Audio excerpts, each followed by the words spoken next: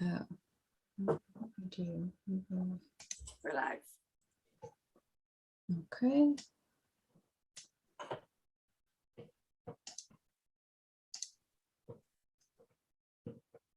All right. So approval of the agenda, introduction of late items. Do we have any late items, or were we talking about slightly reordering things maybe? I have in addition to the agenda, if it's not already on, which is membership on the committee. Yeah. And if we need to go in camera to have that discussion, then we should do that. But we do need to talk about bringing new members on. Yeah. Can you tag that on the end? I don't know where it goes. Yeah, we have a section for other business. I'll put it in there. Thanks. And then Did you have a document, Amanda? Did you have a late document? Or did we get that done on time? So we had talked over email about possibly having me talk about the strategic plan and table of contents, which would also reiterate some of what Melissa, Maureen, and I discussed a few weeks ago. And we talked about possibly shuffling that up, maybe to the first item under business arising, because if we are proceeding with the heritage values discussion, then that would help contextualize that. Melissa, is there a draft values list at this point, or is heritage values something that maybe we could discuss later? Yeah, we can discuss it, that we haven't Bowenized the list. Okay. And then So do you want to put the table of contents at the top? I think so.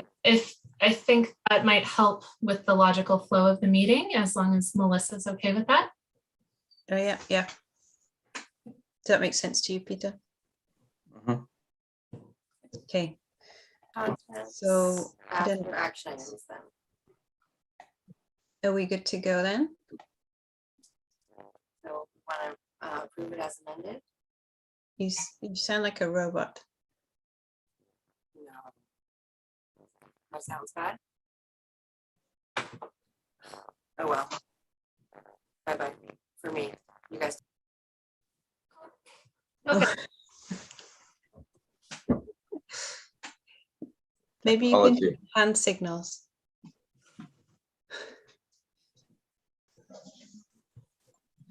Okay, yes. Approve the agenda as Are you in the amended. motion? I'll move. Thank you, but we don't have a seconder, unfortunately. So we'll just have to second. unanimous. Well, Melissa, you can You can approve. second it. All in favor? Okay, and the minutes. Assuming, Peter, that you've read them and you don't have any amendments, I wonder if you would like to move to approve the minutes. Well, maybe you approve the minutes and I'll second this time. Okay. Melissa moves, Peter seconds. Oh, and I got a text from Maureen. Oh, Maureen says she's on. She needs to be in, maybe. We still have to vote on that one. Oh, no. She says she just got on island. Okay, a vote for the minutes, please. Thank you. It's unanimous. Yeah, and unanimous again.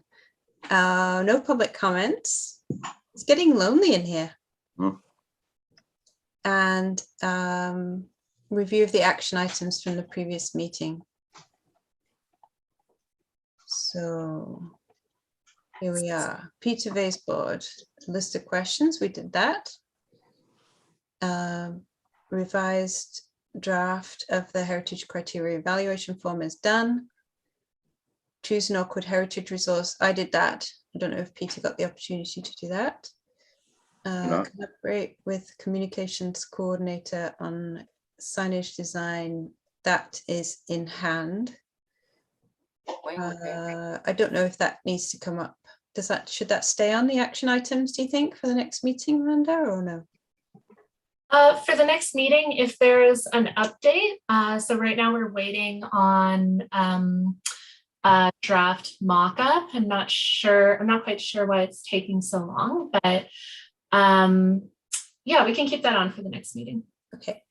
Upgrade the register to align with existing BIM plans. I suspect you might be waiting for us to get back to you with revised text, or Maureen's maybe. taking that on.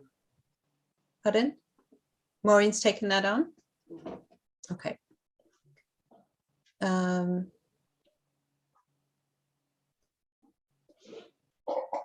So I think we should just keep those two on for the next meeting, and consider strategic priorities related to heritage to recommend to council for inclusion in the island plan. Okay, I think we can take that one off, because that we should, Sorry, deal with something. that this. The register, take that one off. The identify gaps, take photographs. So What we is think that we're one? keeping 4, 5, and 6. Peter, you're asking what that was? The last Yeah. one is consider, sorry, of course it's in front of me and not necessarily in front of you. It says consider strategic priorities related to heritage to recommend to council for inclusion in the 2022 island plan. Okay. That's a discussion item today. Okay. Yeah, I guess should we keep it on for the next meeting? We are going to talk about the table of contents today, but not necessarily finalize the plan. I guess I should bring up the agenda. Okay. Jennifer taught me the trick of putting my screen into 2. Yeah. Here we are. And I'm on page 8. Okay. I am there. Okay.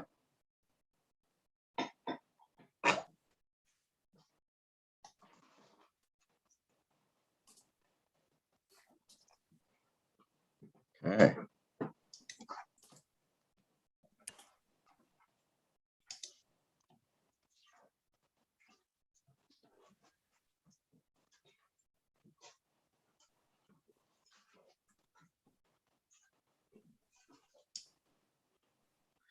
So yeah, I'm not sure what number 7 means.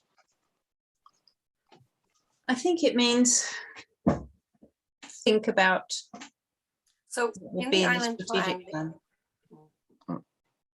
so in the Oh, island to plan, they'll include have- in the island plan, right? yeah, right. so the council will sit down for a strategic planning session and come up with priorities for the year. So prior to that, committees like to get their requests in. Like, this is what we're working on. Can you please make it important? Right. You include this in the island plan, and then you're Is more that- likely. So what is the island plan? Is it the budget for 2022, kind of the It's the strat priorities plan. for the I'll do year? a share screen, actually. It's the council's ongoing strategic plan. So I think they have a 5-year strategic plan, and then they have like they kind of Annual. update it every year. And Okay. so I think that island plan is the latest iteration of the longer term I of don't know the about a 5-year 1 year. strategic plan, but I know of, there's a 5-year financial plan. Right. But okay, so there's this great page on our website called Reports and Publications. Are you guys seeing my screen? Yeah. So that's where you get all the plans. There's the OCP, there are the strat Ah, plans, right. the annual reports. We have the community profile, newcomer guide, parks plan, housing needs assessment, rec plan, master plan, transportation plan, emergency plan. Okay, so the island plan so this is the 2021 island plan, council strategic plan. So this is an opportunity for the commission to get our oar in case there's stuff that we want, priorities that we want to get into plan, and maybe they would be funded also if they were in the plan. Okay, got it. I mean, there's not a lot of financial stickiness to this, but it strengthens future requests. I've actually linked it to every single agenda you've ever seen. So Okay. It's important, actually. You know, we don't want to lose opportunities. So here, like housing, and sometimes like key committees for this priority, Housing Advisory Committee, Mayor Standing Committee, key contacts, the mayor for these ones. So I think Councillor Nicholson suggested that the finishing the Heritage Strategic Plan would be a good priority to have for the year. Capital projects, there's committees associated with that as well. I will send you the link to this in the chat. So let's keep that one. I agree. And but defer any further discussion till when that comes up in the agenda. The island plan comes up in the agenda.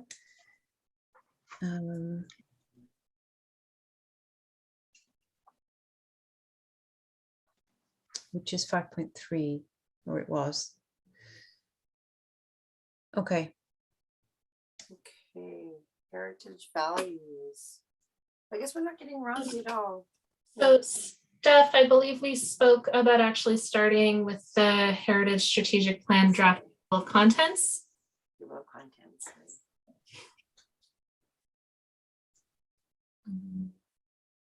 Should I get started, or is there a motion that we need to? No, I don't think so. You can just get started. Okay. I'm going to share one of my screens.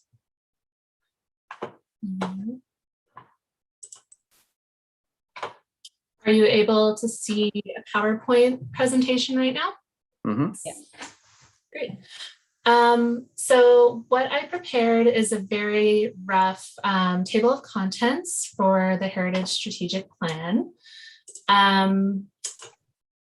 As I think we all know, strategic plan is important. It can help us build a shared vision and ownership amongst stakeholders, and it does help build credibility and confidence in the project.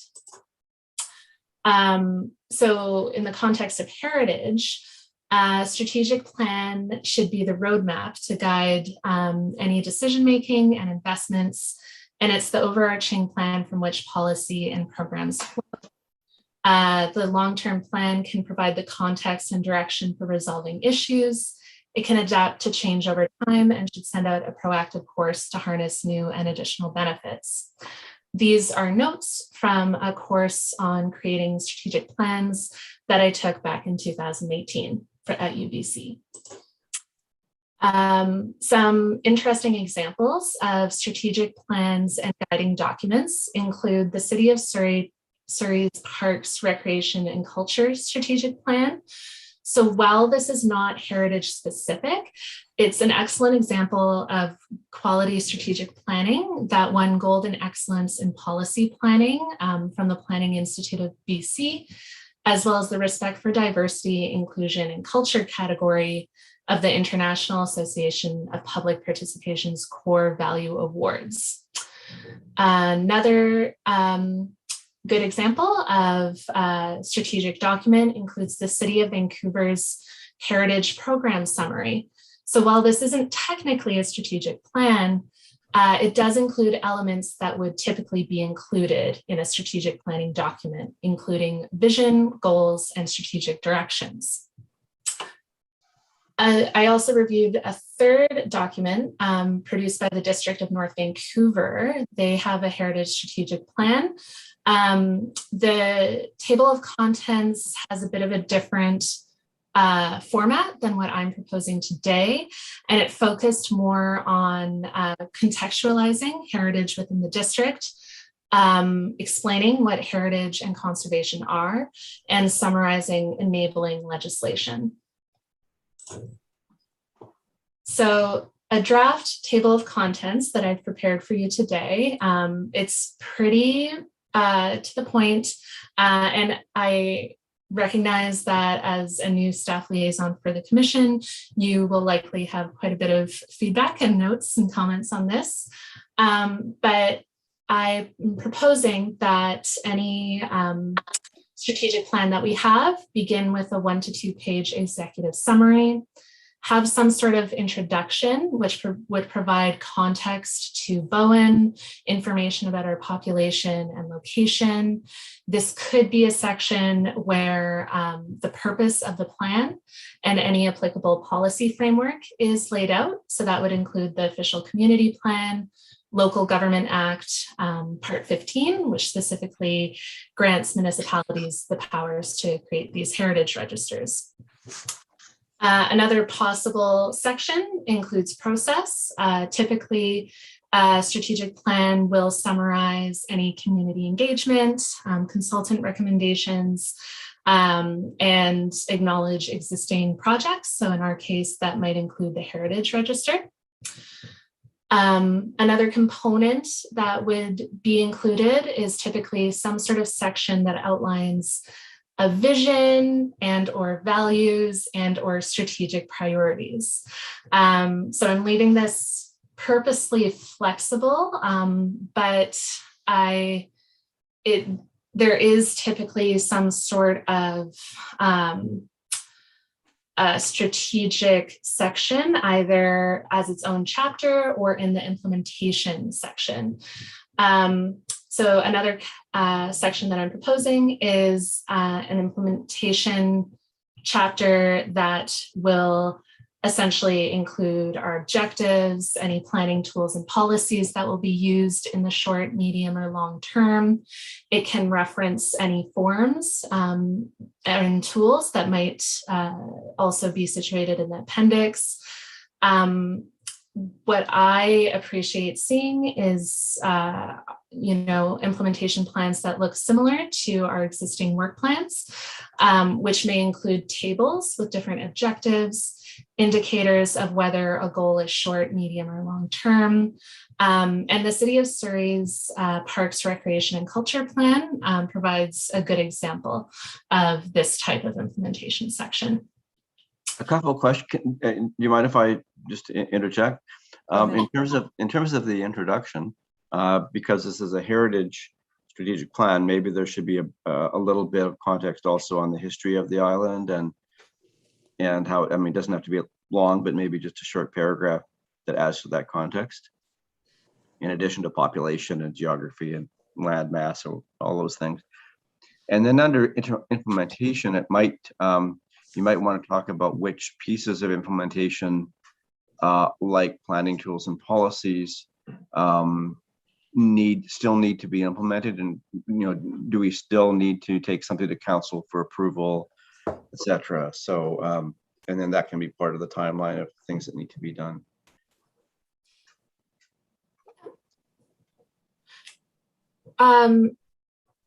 Just out of curiosity, what is the time frame of this strategic plan? Is it supposed to be a 5-year plan, for example, 10 years? Is it shorter than that? I feel, I haven't seen that in any of the notes that were passed on to me.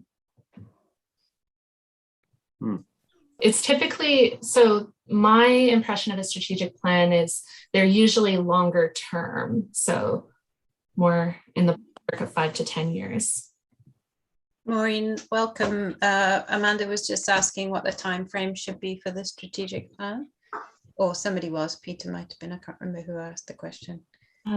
First off, my apologies, ferry issues, and then computer wouldn't start. So glad to see you all. I think that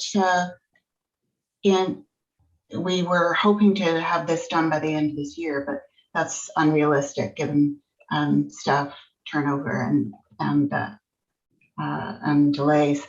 So I would expect it would be wise to attempt to have it completed by approximately May or June of next year. I think that makes sense, but I should have been clearer. She meant the duration of the planning, like is it the 3-year plan? Planning horizon. Most of our plans are on a 10-year schedule. Okay. That is good to know. You could, I guess within that you can have things with a shorter horizon. I mean, hopefully we'd be done with a lot of this policy work within a year, right? Yeah, yeah. The plans typically have short, medium, long-term goals built into them, and sort of effectively like a Gantt chart showing the points of overlap, and then they serve as a document that you can go back to every year and identify, okay, this is what needs to be done this year in order to fulfill the objectives. That's about right, isn't it, Steph? Yeah, thank you. Steph has worked intimately with all of these plans over the years. Does anyone have any other comments or notes on the draft? So Peter, I've written down your comments and I agree. I think any description of Bowen's location and population should be fairly brief. And I think that historical context is more important. So it should be a paragraph or maybe even a subsection of that introduction. And then I agree with, absolutely, comments that the implementation section should be quite clear in terms of what still needs to be done. And then the breakdown of the timing of that should also just be clear as well. Mm-hmm. And in terms of the history, probably we need to start with First Nations and then work from there. So, yeah. I was reading a report that was prepared by a consultant for the National Parks, for Parks Canada, when they were considering Bowen for a site for a national park. They have a very succinct page or two that covers the history of Bowen from the point of the island arising out of the glacier. That's a sentence or two. And then it picks up with the First Nations and Spanish history. So it goes back further than the frame that we have, I think, typically been looking at. So I can circulate that to everybody if you'd like. Take a look at it. Thank you. Sounds good. The only comment I have about it, which is not necessarily directly helpful, but I really liked the page in the Vancouver Heritage Program, page 9 in that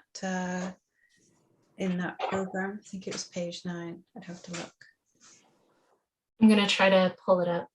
Thanks. Or is it? Hang on. Maybe it was just the second page, actually. No, that's a picture. That's a picture. Keep going. Maybe that one. Sorry, 5. I'm pointing at it. Doesn't that help? The one below. The one there. 5? Okay. That one. I really like that structure. And that's the first contents, isn't it, of the plan? Yeah, I like that too. I'm not sure that really helps us because we're kind of behaving more traditionally, but it's so clear in terms of helpful. what we're trying to, what we're doing. I think that's helpful. We could likely incorporate something like this into our own plan. And if not, it is a very helpful visual tool for any presentations that might take place in the future as well. I mean, in terms of what we're trying to achieve, this is exactly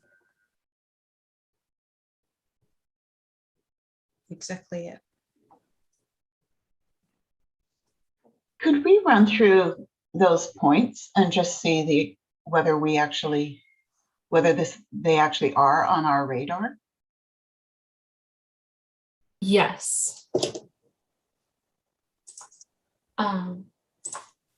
So you mean the points of the draft table of contents or the Vancouver Heritage Program? the Heritage Program. I'm wondering how much actual revision there might be needed. My cat's making a guest appearance, she's hungry. It's simply for your fairy woes.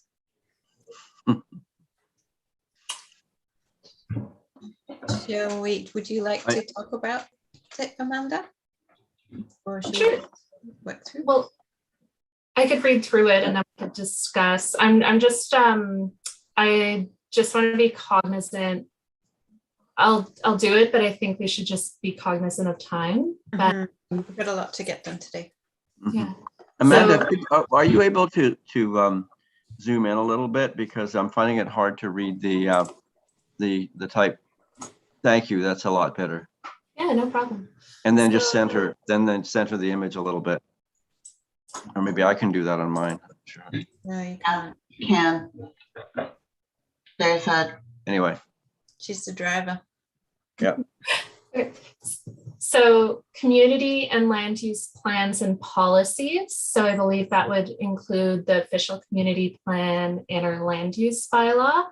I don't think our land use bylaw has anything or much in terms of heritage, but our OCP definitely does. And that would be something that we'd want to include in our strategic plan document. Is it already covered? I think I liked it structurally because what it comes down from like I think that point is like policy and planning and segging with other council policies and documents and so on. So I think this planning and regulatory is all about segging with other documents, which is one of the things that we really need to do if we want anything that we do to have any kind of traction, right? It needs to appear in different documents in different places. And then the next one is other kinds of tools, I think, like planning type tools. But like specific heritage focus, heritage tools, like heritage, well, anyway, the stuff that's on that state, that's not really stuff that's related to other departments or anything like that. It's like specific heritage incentives and so on. And then I think the last one is the last one protections. Mm-hmm. So heritage designation areas, heritage restoration covenants that might be on title. I do want to, so one of the action items on my to-do list for in time for the next meeting is to come up with a list of existing planning tools that Bowen specifically has, whether it's, typical planning tools available through the Municipal Act or anything that might already exist. So what I could prepare in time for the next meeting is a list categorizing what we do have. And then as part of the strategic planning process, we can identify whether we might, whether we might want to borrow any of these other tools. I think Yeah. the plan for that meeting is to look at all of the possible tools that we might want to adopt, because I don't think we actually currently have any specifically adopted. So yeah, I think it would be appropriate to range more widely. Yeah, and what would be good to know, Amanda, and I guess that would be on your plate, is what are automatically available to council because they're available once you have a adopted heritage register, which we now have, and you're under the community charter, and so what are just things that council can do without doing any more? What's already in place, and then what other things does council need to pass bylaws or guidelines or other things for in order to be able to give us the tools we want. Have those readily accessible. Yeah, so they're in place and we don't have to scramble if we get to a situation where we need a tool and we can't do that unless we enact a, Yeah. statements of significance. Well, we probably would have statements of significance in the register, but standards and guidelines or whatever. So that would make me feel a lot more Yeah. comfortable. I guess our objective is to have to be able to provide the planning department and council with a heritage toolkit of options that is well understood and fits in with everything else that all the other council priorities. Another example is, does there need to be language in the building? I guess we don't have our own building bylaw like Vancouver does, so it's in the building code. But is there anything else that council has to do in terms of policy? So yeah, all those kind of things, right? I believe we do have a building bylaw. Oh, we do. Okay. So does there need to be anything in there that other municipalities have that allow us to, for example, give relaxations? So a heritage structure, for example, doesn't need to have triple glazed windows or something like that, right?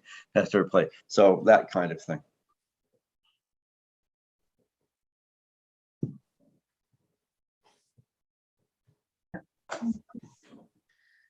So to summarize, an action item, hopefully that I can prepare, hopefully in time for the next meeting, is a summary of all or as many as possible planning tools that are available to us, categorized based on what we can do immediately and what might require a bylaw amendment or a new bylaw.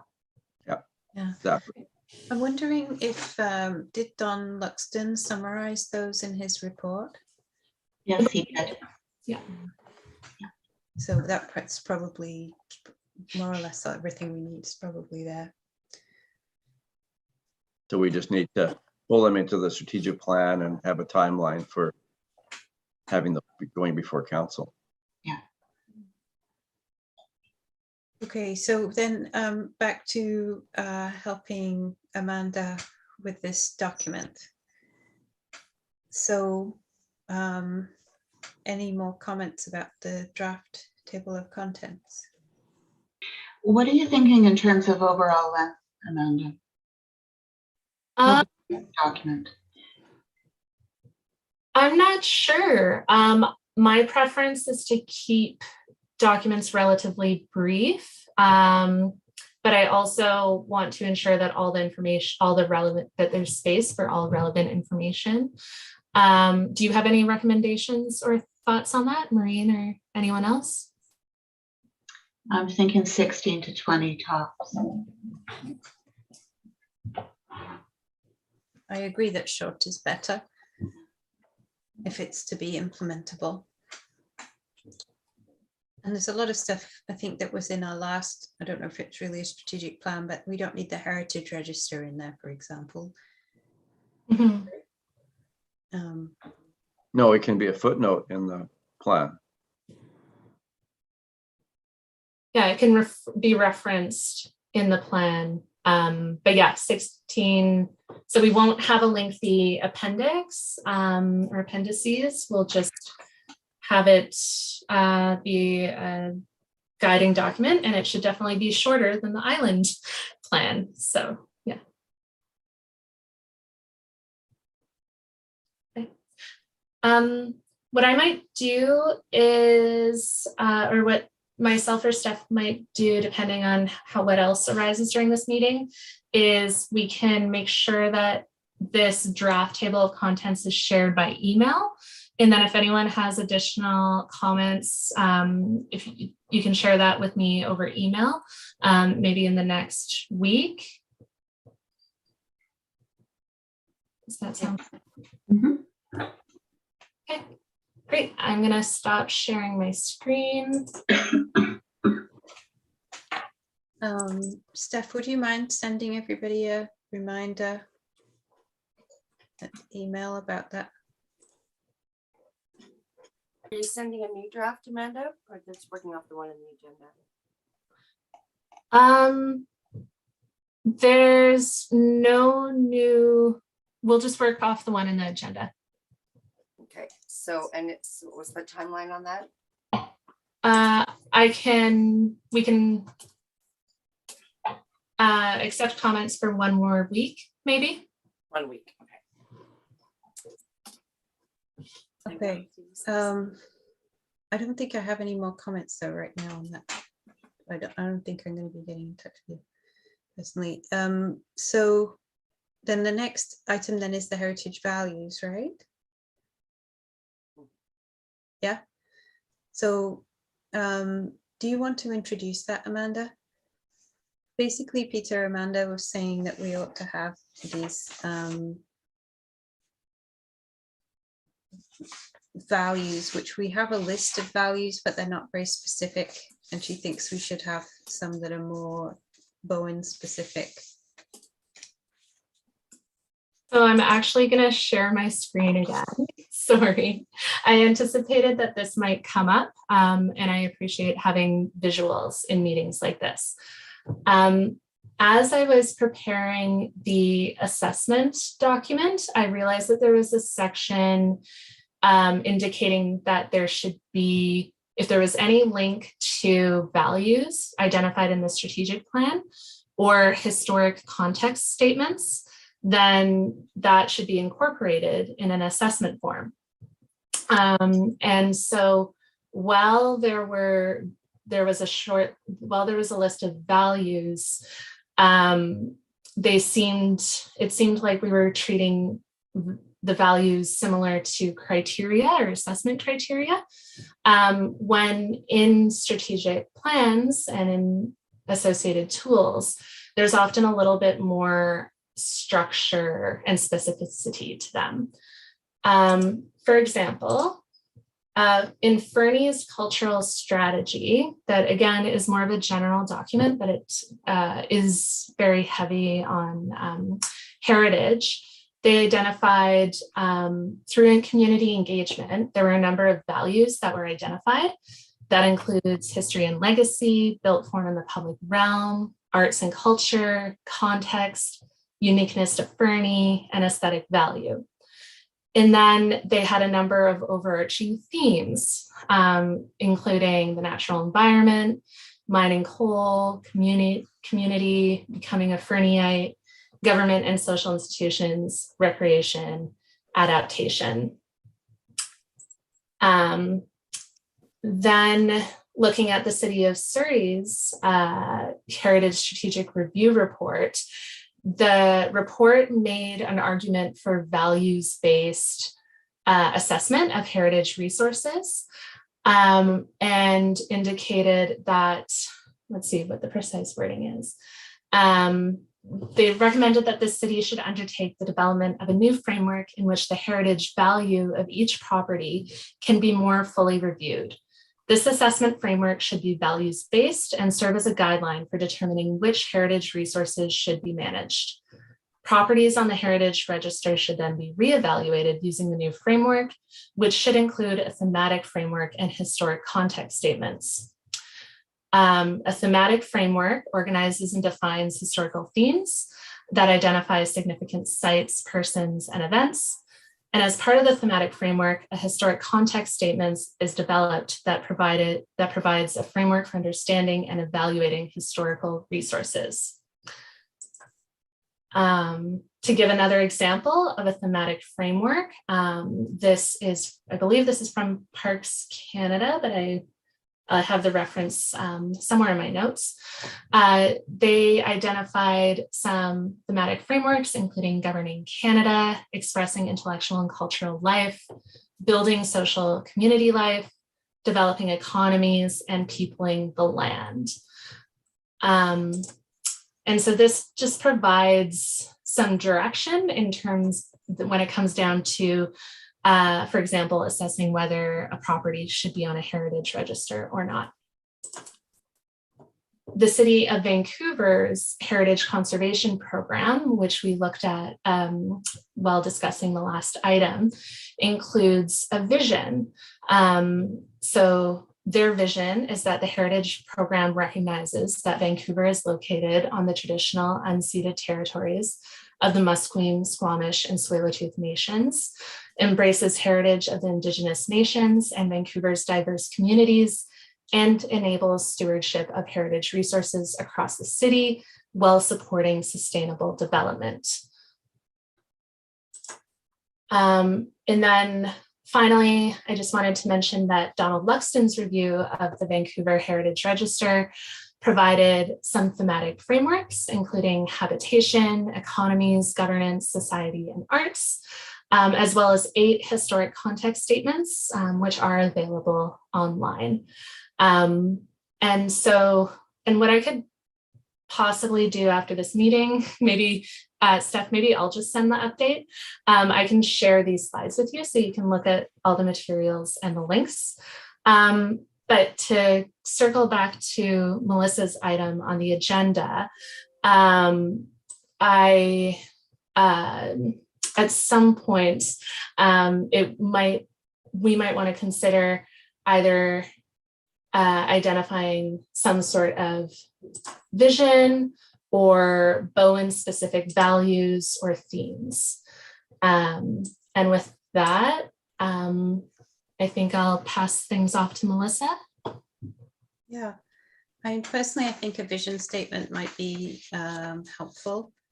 I looked at the Vancouver, the stuff from the Don Luxton report, and the context statements were basically a kind of era focused history.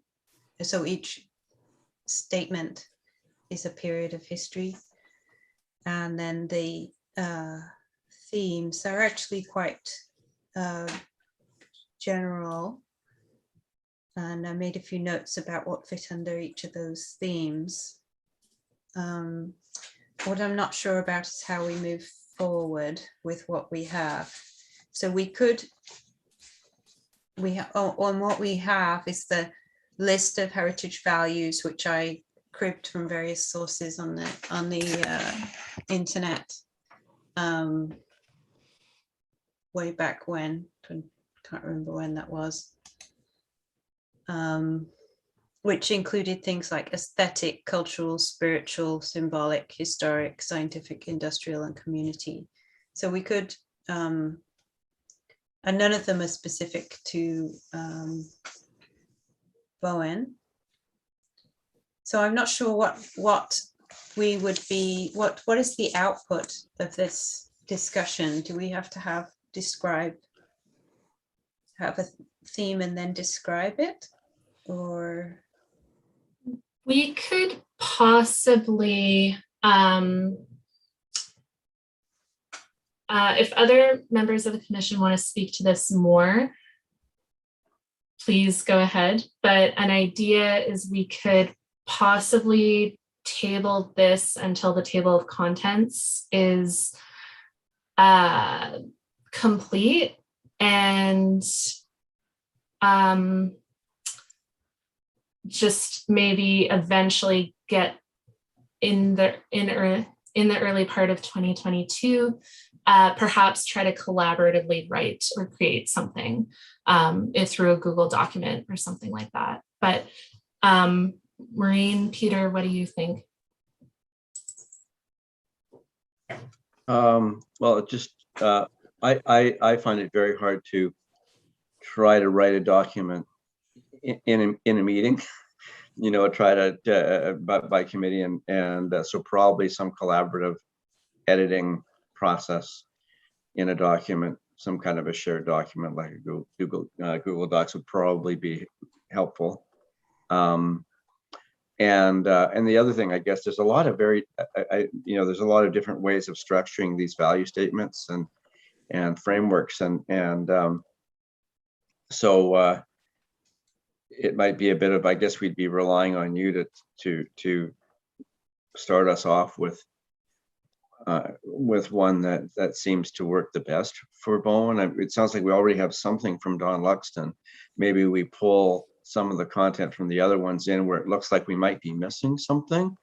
For example, what we may be missing on Bowen might be, industry is part of Bowen's past. For example, the explosives plant and mining and brick making and that kind of thing. So that's relevant.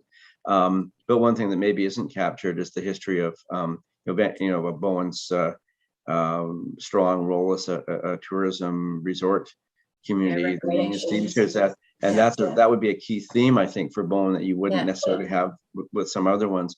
Another one would be agriculture. Even though Bowen doesn't have a lot of flat land, we do have had pockets of agriculture as well. So, rural, the rural thing. So I'm sure there's other ones we can if people can just add, and then maybe we can consolidate if we've got too many bullet points. But that could be a starting point.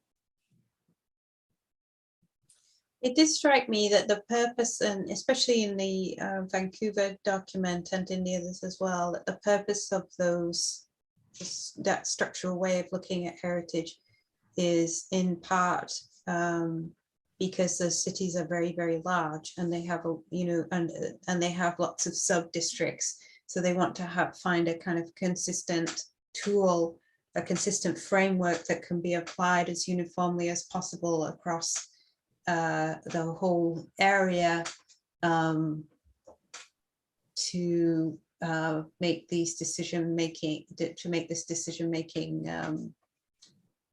somewhat not uniform but consistent, I guess, across and of course Bowen is so small, so that's not necessarily a problem. But then on the other hand, I think these discussions we're not so geographically dispersed, but these decisions will be dispersed over time. So then it's useful to have a framework that can be applied every 2 years by a whole different group of people, to give them a toolkit that they can look at and make consistent decisions, and not just be victim of making the decision in the moment because it's a favored building or there's some kind of other development kerfuffle going on. So I can see the value in making a tool like this. I don't think it needs to be quite as clearly, it doesn't need to be quite as developed as some of those city ones, but I can see the value in it, and I've begun thinking about it. So I think that timeline makes sense to me. Yeah, and I think the themes have value in order to, you always need a hook to hang your hat on. Mhm. And so if you can say, well, this property reflects this theme that dovetails with this value that was expressed by community. And we had limited participation in the public engagement and developing the register so far. There may be more. And so we're a little bit weak on what those values are that are expressed by people. Certainly natural history.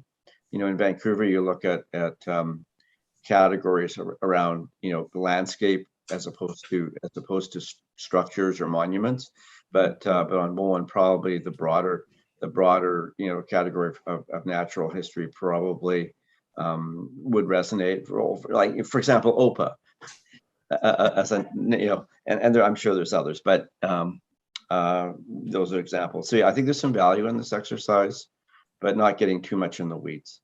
Yeah, OPA would be shoehorned into habitation in the Vancouver one, as would any natural landscape. So obviously that doesn't feel like quite the right fit.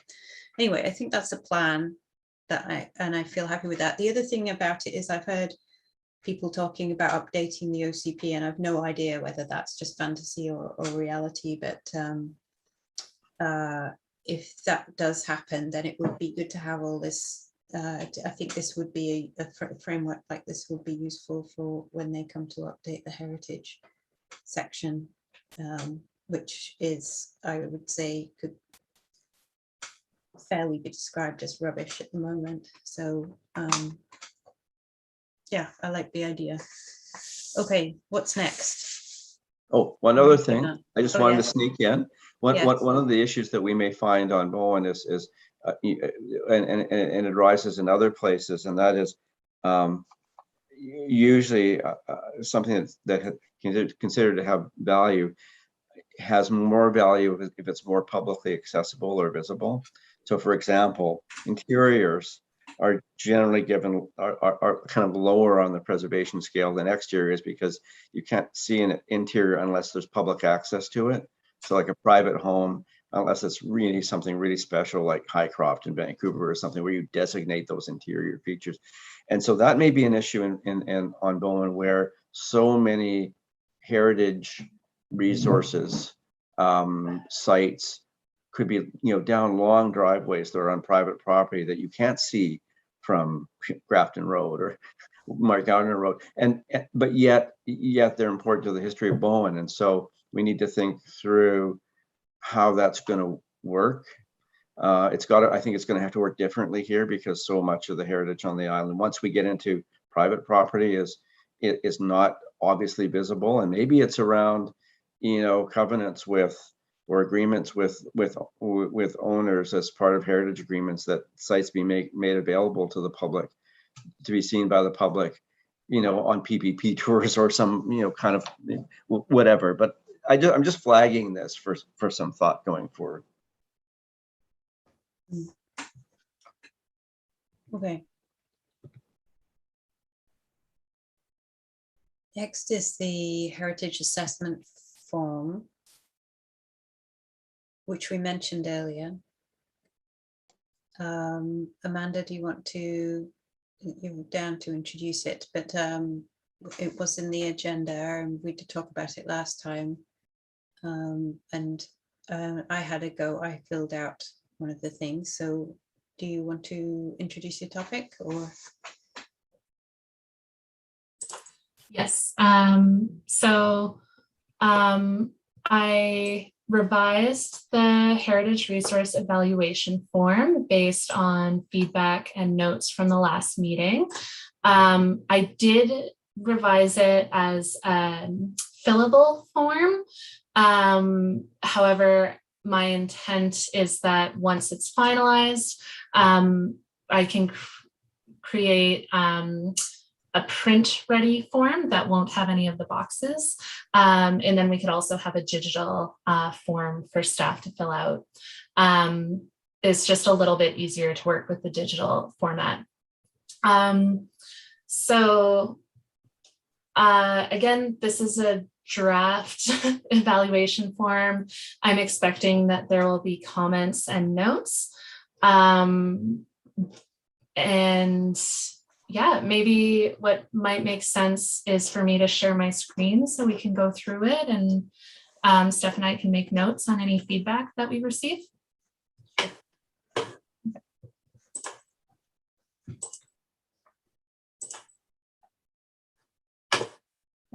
Are you able to see a PDF with the Heritage Resource Evaluation form right now? Mm-hmm. Okay. Yep. Yes. Page 1, any notes? I wondered if a line with a short description would be helpful. The reason is that the resource that I chose was the Blue Water Mines, which doesn't have an address. I don't even know what the legal description would be, but I just saw a one-line short description, the mines, the trailhead of, just as a starting, as a starting point. I guess it could be described something like Mutiny Lane trailhead or something like that. But yeah, probably doesn't. It might have a 100 block because the addresses would have, the houses might be 787 Mutiny Lane or something like that. But yeah. It likely has some way to be identified, but should I change it to read address/description? That second box here. Well, I mean, this isn't. I'm not totally stuck on this idea, but I just thought an additional line that was short description. I know that you have like a research profile and value summary later in the form, but that isn't quite the same. That's kind of like a post. That's like a more researched description. And I just thought like Blue Water Mines, I could be talking about something like Blue Water Mines. There's like 2 at the bottom and 1 at the top. And if you said that to somebody who knew the mines, then they would know what you meant. but to describe them geographically would be difficult. That I think there might be other resources that are like that are on several different places and might be worth describing together as a resource. So maybe an additional field at the top. So date. Just an additional field. I was thinking, so for example, what if somebody has a cabin a cabin or a series of cabins on a large lot, and there are other additional buildings like main residences, but you're only talking about the summer cabins that are on that lot.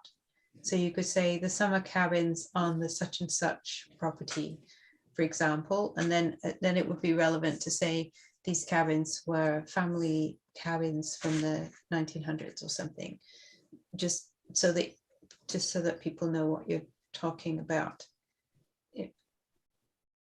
Right? Like if you're talking about something that isn't a house, then it can be a bit confusing as to. Peter, that sounds good. Peter, were you going to say something there? Well, yeah, it might, would it serve the purpose to like say address slash location description or something like that, but allow more lines under the address line. So because this is really for locating the resource rather than describing it. So rather than mixing the two things, right? No, I meant to describe it. Mm-hmm. So than maybe just description, locating.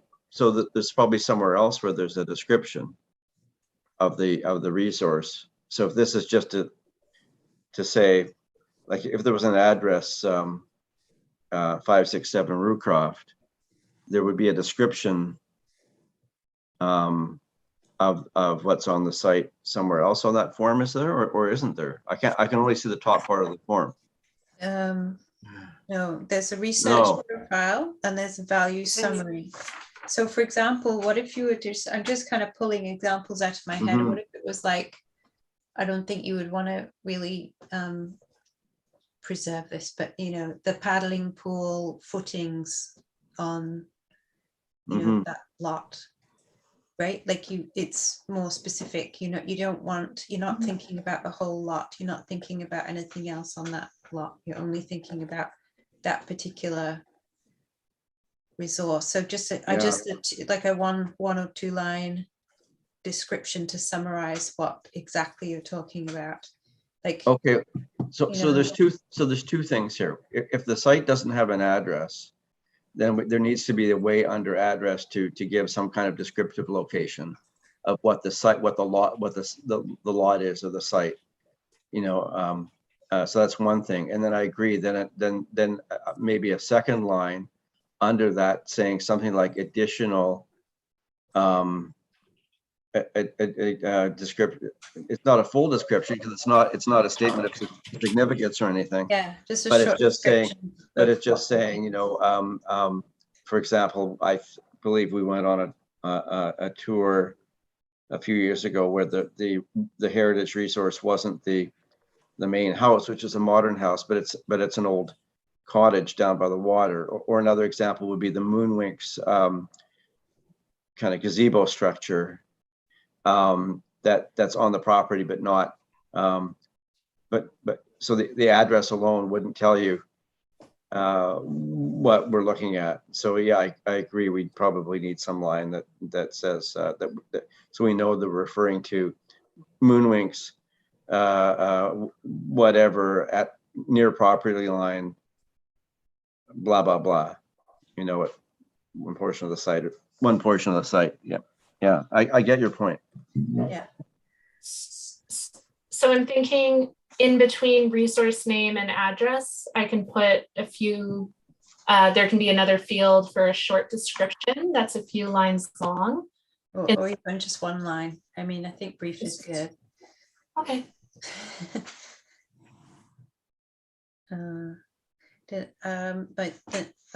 Maybe you want to continue down the page. or my next one is on the next page. May I just ask, what is meant by zone? So that came up when I was reviewing this, and I touched base with Daniel. Previously, that had been planning district. That was the, I think that was in the original template that was provided to us by the consultant. We don't really have that here on Bowen, so I thought zone, as in the zone in the land use bylaw, would be appropriate. That is helpful from planning's perspective and in terms of knowing which uses, what kind of uses or siting can take place. But yeah, it's open for discussion. Should it maybe be, what would make it clearer to you, Maureen? LUB zone? If that's what's meant, yeah. Or Do we land mean, use? do we Land mean use zone? zone, do we mean zoning, like zoning Yeah. district? Then say that. Right, or land use zoning, maybe? Yeah. So in the planning department, we do typically just refer to it as zones, but I can put zoning. Yeah, or yeah, or land use zoning, because it's not just for the planning department, is it? Yeah, that was actually something that came up during conversation with staff. Are these forms going to be used by staff in the planning department or volunteers on the commission? Because at one point it was communicated to me that this would be primarily a staff document. I think even if it is a staff document, it will still be a public document, and therefore the more we can make it understandable, the better. Mhm. But I would support using the word zoning to make that more clear. But I guess there's just one other sense of zone that might be relevant to Bowen, as people often refer to the, I'm probably going to get the name wrong, but the Snug Cove area. And there's certain guidelines or objectives relating to the development of the Snug Cove area, which might be informative in terms of whether a certain heritage retention solution or other would be more appropriate in that area than somewhere else on the island, for example. That's a kind of zone. So Would that be zoning or development area? that would be design guidelines. And I do think if they are applicable, then it would be useful to note that. So maybe I can we could maybe split this field in two or something and have zoning on one side and then design guidelines applicable in the other. Just anticipating that there might be future design guidelines as well. Yeah, design guides could affect a heritage retention solution, for example. Someone wants to make an addition, for example. Yeah.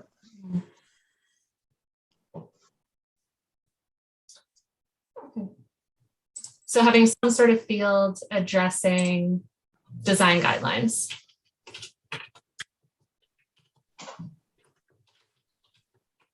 Or I guess you just want to identify what zoning constraints there are on that property, right? So If whatever. it's identified as being in Snug Cove, then you know that there are design guidelines that apply. Yeah. Is that So the maybe only area? Maybe there's a general term that instead of or as well as zone that could apply for the whole line that would identify what constraints apply. It could just say zoning and guidelines on that line.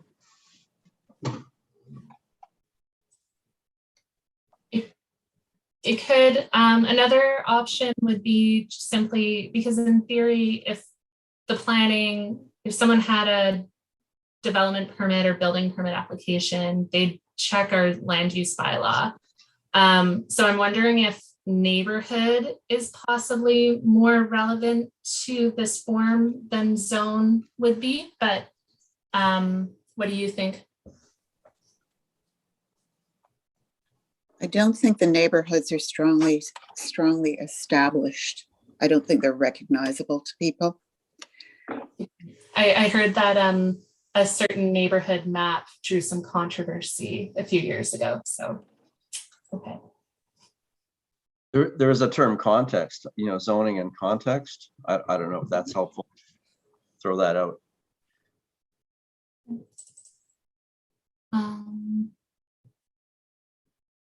Maybe we'll just update to zoning design guidelines as suggested earlier.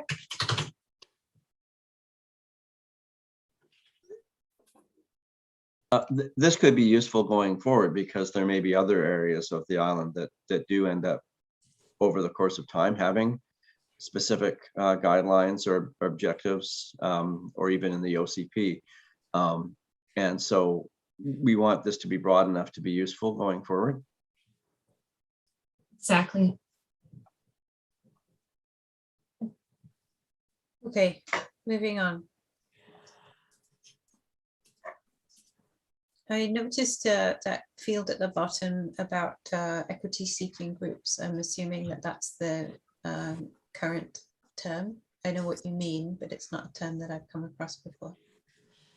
Yeah, so I believe that I pulled this from, and I forget which one, but a national, one of the national resources on heritage. So they did use the term equity seeking groups to describe Indigenous peoples, for example.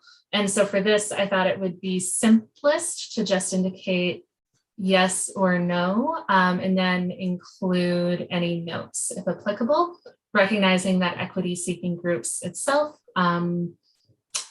that definition seems to change over time as well. Yeah, to me, it's a bit of a weird group because, for example, one might want to talk about groups who are no longer present on Bowen Island. So they're not really seeking equity because they're not here, but we still want to honor the heritage, so to speak. So it landed oddly on my ear, but that's often the case when the new terms are developed. So if that's the current term, I'm happy to rest with that. And I can include, I'm just making notes to myself as we go through. I'm going to include definition and source of this term with you all, just for your information. Yeah, and this category doesn't say that you necessarily have to treat an equity seeking group that doesn't have a presence on the island anymore the same way as you would treat a group that does have presence on the island. It's neutral, it's just a checkbox. Yeah. But we have some Japanese history on the island. We have First Nations, so I've come across this new terminology in the last couple of years in my work.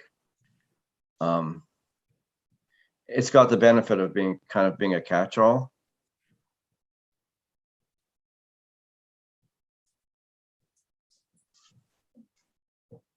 But yeah, okay, let's move forward.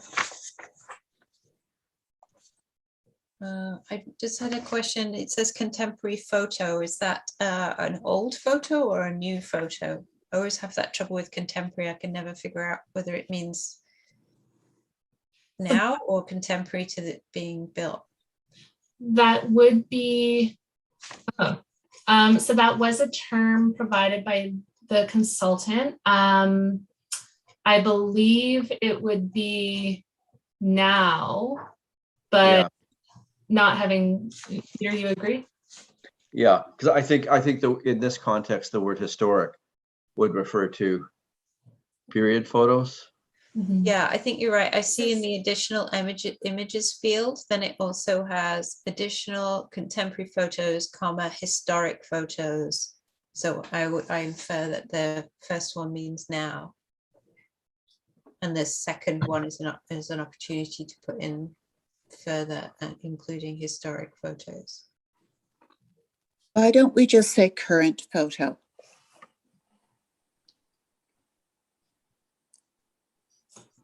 That clarifies it. Current photo or even recent photo. It's good. Yeah, no, either would be fine. It deals with the problem.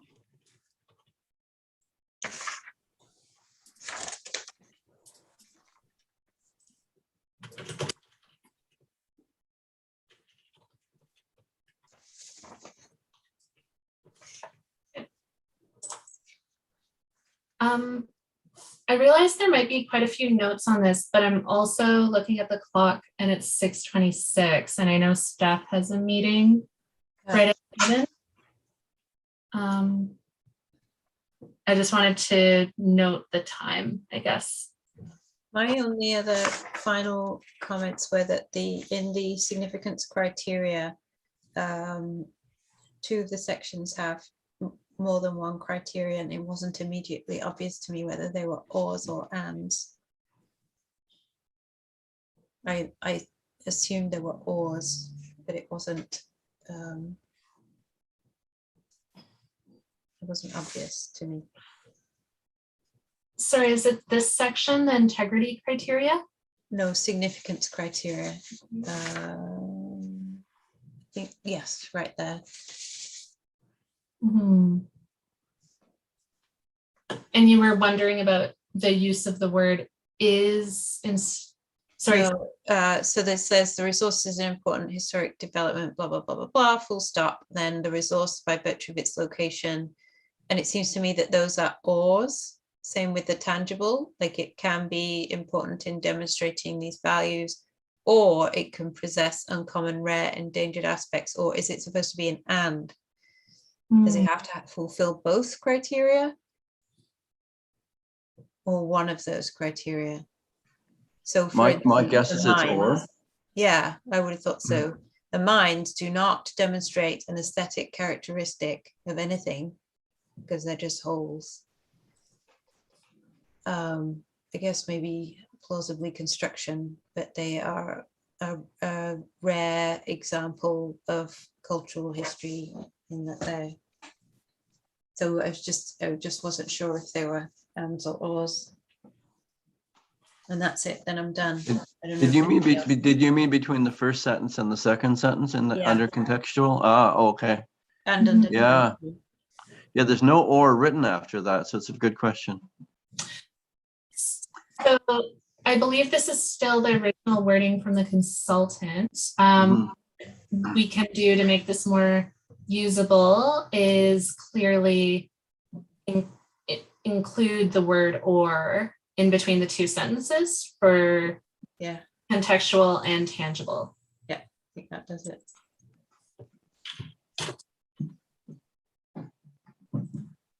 If that's what's meant, and if not, then and. Yeah, I mean, it might be meant the other way. I mean, if you read it, if you kind of read it the other way, can you conceive something meeting the second sentence but not being important? Yeah. If it's not important, it's not important. Maybe I don't know. In which case, it's an and. Yeah, I couldn't decide. Having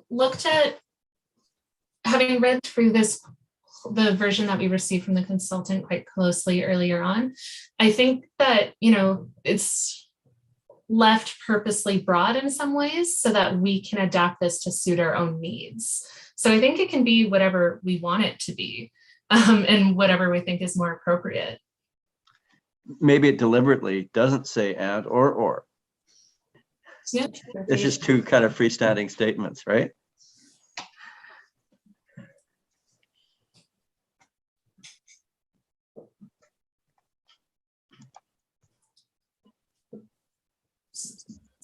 So does anyone have a recommendation?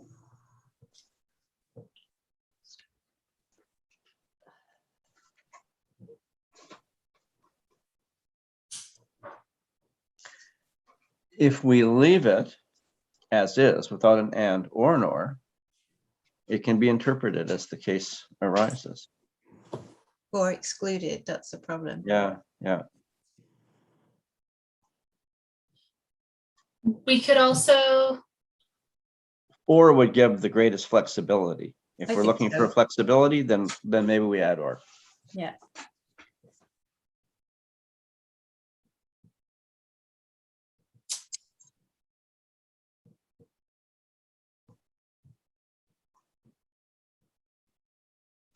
let's add or. I think or. I agree.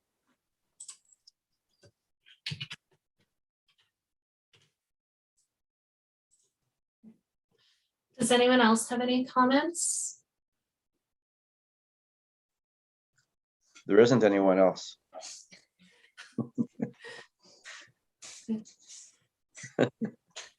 Steph, what do you think? Habitual. It's a heritage. Eric, she already gave Amanda a page comment, so I'll hold my peace now. Well, I think we should just make the changes that have been identified here and kind of close the book on this, Yep. this one. Any kind of form development, you do your best, you use it for a while, you figure out if it needs revision, Yeah. and you know, that's the cycle. So, Okay. you know, you think about how frequently we're going to be using this. Probably not that frequently in the short run. It might take a few years before we've had enough opportunities to work with it to be at the point where we want to revise. But I think enough time has been spent on it at this point. I agree with Maureen. And do we even need a council resolution to change a form like this, or can staff do that of their own volition? staff can do this. Should I just leave a value summary out or not? Should I just leave this here and then hope to update it once the strategic planning process is done? Yeah. Yeah. Okay.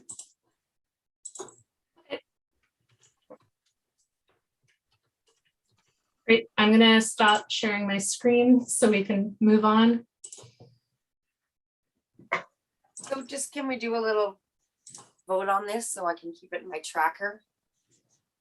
Really trying to remember when. You want us to vote? Just say that that you endorse this form as presented and amended. So could somebody make that motion, please? So moved. Thank you. Oh. And Peter seconded, and all in favor? Aye. There Thank go. you. Done. Right, okay, let's move on. Island plan, Maureen? Yeah, so sorry, I can't share my screen, but Stephanie, could you bring up page 17 in the island plan, please, and share it? So this is where heritage is reflected in the island plan. It's under a commitment to resilience and a priority that is called Preserve Our Island Identity. And the points that are in this strategic priority, the first one is continue updating the Snout Cove design guidelines. That was on Jennifer's own work plan, and I don't know where that is at. That is happening. It is? A draft, yeah, the draft has went to the ADP last month. Mhm. And I'm doodling for another meeting with them end of this month. That's excellent. Okay, so you can see that the key committees for the priority are advisory design, CEDC, heritage, and public art. So that's great. Our job is the second step, the complete the heritage strategic plan and receive council approval for implementation. So we just carry that over to the coming year, because we won't be done in the next month or so. Support Metro Vancouver's community involvement in the next phase of the Davies Orchard Revitalization Project. I think we've been trying to do that through both council and commission, and there is an expectation based on our discussion with Jeff Fitzpatrick of Metro Vancouver that there will be some further community engagement. So we are doing that part. The CEDC plan is coming to council in early November, November 8th. And the support for the Cultural Corner project is in place. And as you've probably seen, there's a lot of work that's being done down there to put in the sewer infrastructure that's needed. And council should be seeing the project plans for the landscaping and the new storage building that will be going in. And Melissa, you may actually have something to say about that. You may know more from being on the library board. I don't know a lot more. I agree that probably we'll see the plan soon. I know that they're kind of close to being ready to move forward with it, but that's all I know. It's not the committee that I'm on.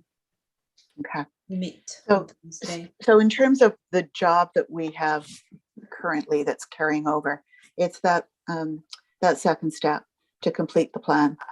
And I think we should just be focusing on that for the next 6 to 8 months. If there is anything more that the commission wants to put forward as a suggestion for the next island plan, Melissa, Peter, did you have any thoughts? No, this came up earlier when we looked at the action points. I don't think we have anything to add right now, but okay, the great. only thing was the other piece on the budget, the funding for the Indigenous consultation.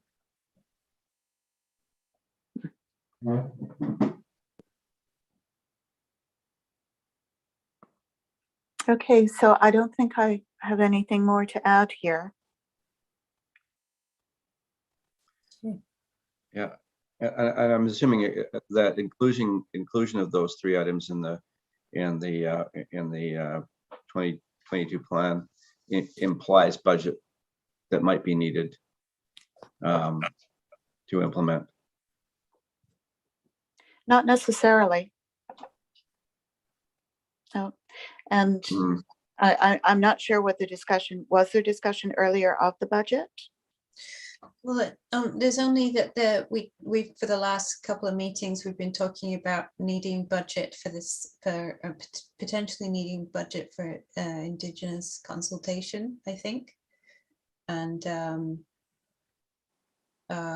that we have to request that. So if that, in order for that to be successful, it needs to appear in the island plan, then that would be the one thing that comes immediately to mind that could be added. Okay, I'll make a note of that, Melissa. I think there's probably a broader consultation that's required with the Squamish in particular, and it may not be something where the Heritage Commission necessarily takes the lead. It may be council that needs to go forward with that. But I will make sure that it gets brought up at the strategic planning session, which I'm expecting we'll have in November. Yeah. Okay. Then, oh. So, and I guess we're not planning any engagement with the public next year. There's future phases of development of the register, but I guess that's probably not until 2023. So the next item was going to be an update from me about past expenditures that I was able to locate, as well as a review of what was in our work plan. But so I could start I could go over that now unless anyone wanted to speak more to the island plan. Go ahead, Amanda. Okay. And I believe this will be the last time that I share my screen with you this evening. I'm going to try to make this as quick as possible. My understanding was that the commission had been curious in terms of past expenditures that had taken place as we've been moving forward with the strategic plan or the heritage strategic plan. So I revisited, so essentially what I wanted to do was have a quick opportunity for feedback and discussion before the preparation of our budget request. And just a point of information, Steph or Councillor Nicholson, my understanding is that the Heritage Commission is required to make a budget request soon. When is the deadline for that? I don't know if we've been provided a deadline. I know that the budget process is going to be a little later than was desired because of staff turnover. Steph, do you know anything more? Sorry, can you repeat that? Just my dog had to be let out. Yeah, have you heard from Sheila any deadlines for budget requests? Yes, Okay, what are they? I'm gonna need to find them. It's Okay. on the Finance Advisory Committee agenda. Well, what I can do for now is just go over what has been spent, and then we'll circle back to that in a few moments. So what I did was I looked at our previous work plan with the various items, and then I compared that with work order in Maze, which is our financial system. I do want to include the caveat that sometimes when we process invoices, there is a margin of human error, and sometimes funds aren't associated with the appropriate work order. However, based on what I could find in our 2019 work program, there were about, there was $6,500 worth of consultant and incidental fees. And then in 2019, the commission resolved to recommend to council that $7,000 would be allocated for the creation of the strategic plan from the Strategic Priorities Fund. Looking at our financial system, looking at what we seem to have spent, it looks like we have, I did find $2,450 invoice from a consultant, and I associated this with the consultant fees allocated for item 1.1, which was the development of the Heritage Register. There also were $500 allocated for public project launch and incidentals. They're associated with that. It looks like there may have been about $200 spent at the Snug Cafe, as well as a catering charge for $241. There was $500 allocated for a citizen questionnaire. And we did have a $400 Citizen Lab implementation fee. Visioning workshop, we had an additional $2,450 allocated. However, I didn't seem to find a second invoice for that. And then there was $500 of incidental fees as well. So tentatively, it looks like there may have been $2,650.77 that were not spent. However, again, we need to account for human error here. So at first glance, does this spending seem accurate? It is possible that I may have not allocated the items appropriately since I was not the staff liaison at the time. And I do think it would be interesting if we had not spent that much money. I don't think we spent that money, Amanda. The consultants' fees for the visioning workshop was to take place in connection, my recollection is, with the finalizing of the Heritage Strategic Plan.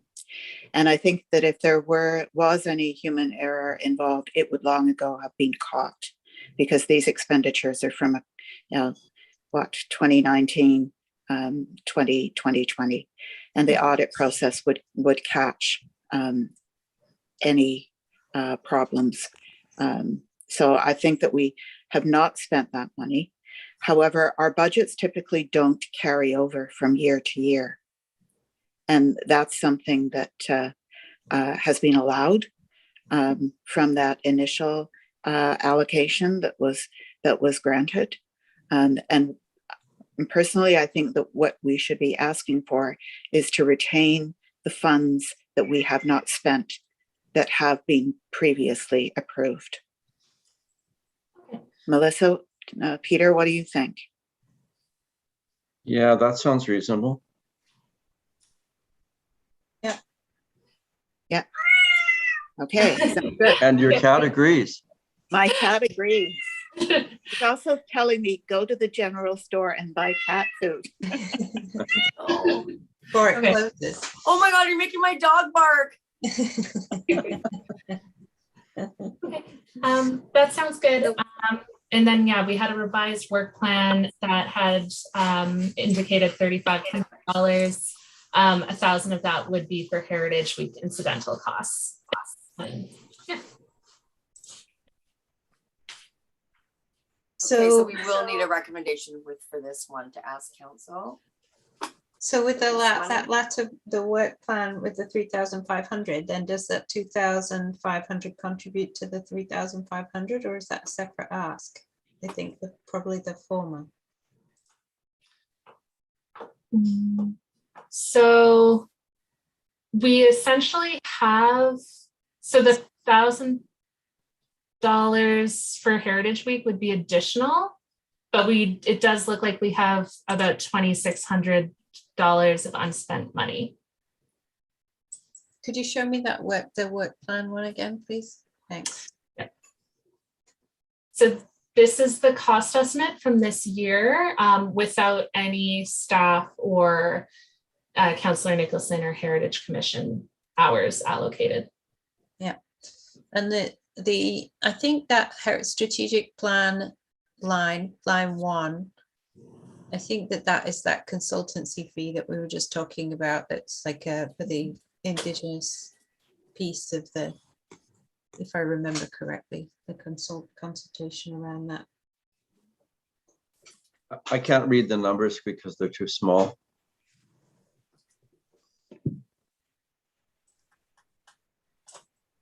That's better.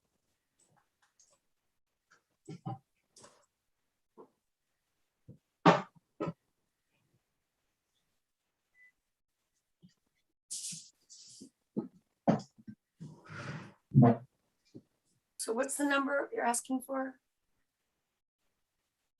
So the Final number?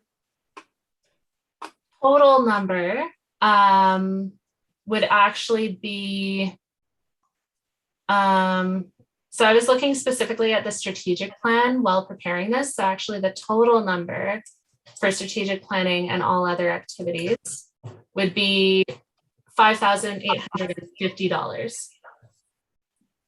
And that's what's remaining from, That's not what's remaining. That would be, there's only about 2,600 remaining. It looks like there's quite a bit in addition to that. Where is it 5,000? Oh, I see, right. Sorry, yeah, I got it. But why does it say 3,500 on the other part of the page? I was focusing specifically on the strategic planning Oh, okay, right. for this update. So Heritage, that wouldn't have included Heritage Week expenditures or even the Heritage Register or parts of the Heritage Register. Right. So that's budget for 20 2022. This was the tentative proposed budget for 2022. Yes, Okay. that was prepared in May. And so the carryover request would add 2,500 or so to that? Or would just include it? It would, my understanding is it would be included. Yeah. Okay. So some of that, like the Heritage Register, that $500 is, I think, for printing. Then 1,000 for Heritage Week events. Not quite sure what the planning tools. 350 is for. It's probably polishing then.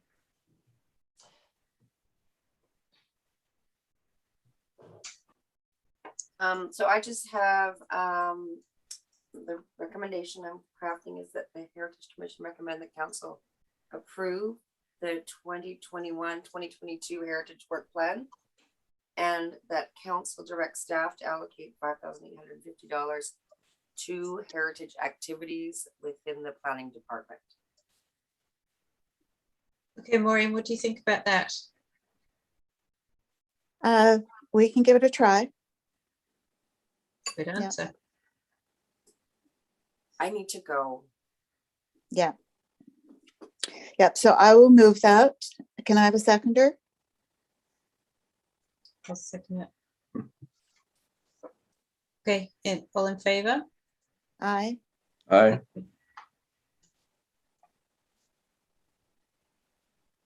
Wonderful. Okay. So I don't know if I can like hand this over to you guys.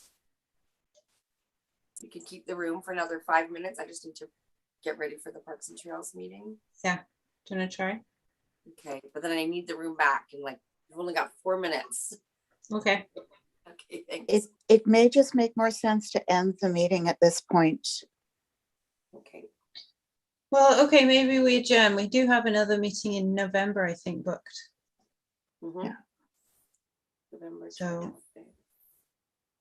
I think the plan, or I think coordinating the next meeting may have been an item on the agenda. Okay, so that's gonna have to happen by email. We'll have to defer. Mhm.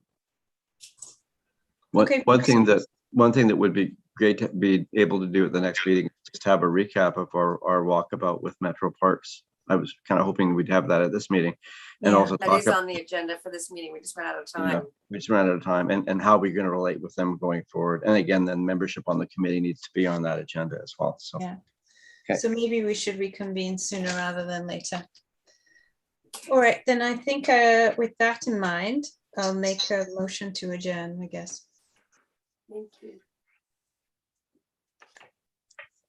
And thank you all. Thank you. Thank you. Thanks, Amanda.